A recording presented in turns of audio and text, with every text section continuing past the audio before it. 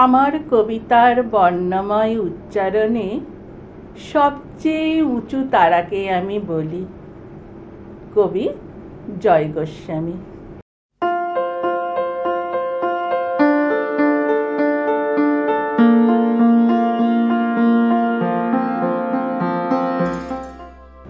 তারপর অনেক রাতে যখন সবাই ঘুমিয়ে পড়ে, আমি এসে দাঁড়াই এই সমুদ্রের তীরে।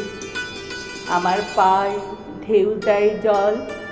তখন মাথা তুলে আকাশের সবচেয়ে উঁচু তারাকে আমি বলি, সোনার মেয়ে, তোমার জন্যেই, কেবল তোমার জন্যেই জন্মেছিলাম আমি।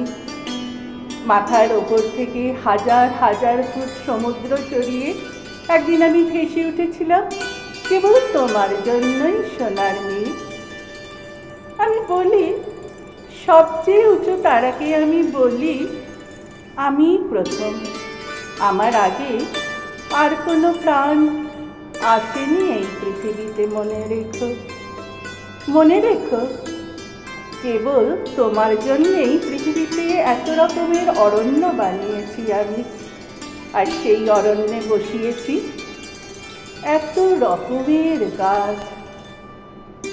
যে কোনো গ্রামের মধ্যে আমি পেতে রেখেছি নদী, আর যে কোনো পাহাড়ের গায়ে নামিয়েছি ঝর্ণা, কেবল তোমার জন্য, সোনার মেয়ে।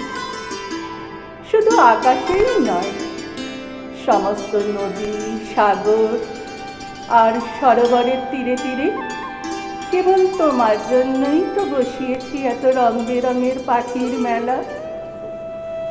যে কোনো মরুভূমিতে আমি তো জাগিয়ে রেখেছি ঠান্ডা ঝিল আর সারি সারি খেজুর গাছ। মনে রেখো, মনে রেখো, যে কোনো গাছের মধ্যে আমি রেখেছি বাসা, সেই বাসার মধ্যে ছোট্ট গুটিসুটি পরিবার। যে কোনো তাণ্ডবের শেষে আমি রেখেছি গ্রাম, আর গ্রামের মধ্যে অজস্র কুটির।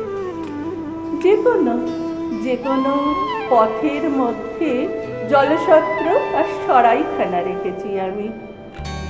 যে কোনো পথের শেষে রেখেছি গন্তব্য ও আশ্রয়।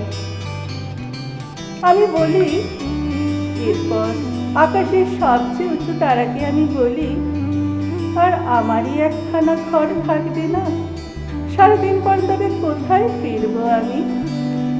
সারাদিন ধরে মেঘে মেঘে বৃষ্টি বানাবার পর, মাঠে মাঠে ফসল আর বনে বনে এত ফুল জাগানোর পর, হাতের সঙ্গে হাত মিলিয়ে দেবার পর, দিনের শেষে তবে কোথায় ফিরবো আমি?